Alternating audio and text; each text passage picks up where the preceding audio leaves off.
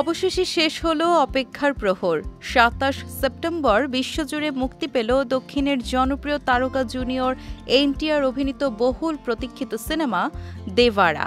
কিন্তু দর্শক মনে কতটা জায়গা করে নিতে পেরেছে এই সিনেমা? অ্যাডভান্স বুকিংয়ের শুরু থেকেই এই ছবির রেসপন্স ছিল দুর্দান্ত।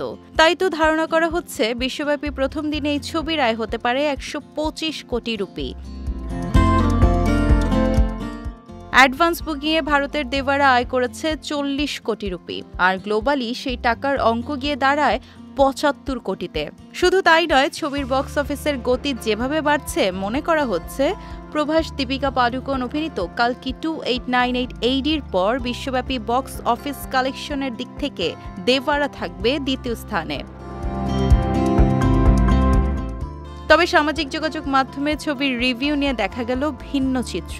প্রশংসার পাশাপাশি সমালোচনাও কুড়িয়েছে দেভারা। ছবির ক্লাইম্যাক্সকে ব্লকবাস্টার বলে উল্লেখ করা হয়েছে, যা দেভারা ট্যুর ইঙ্গিত দিচ্ছে।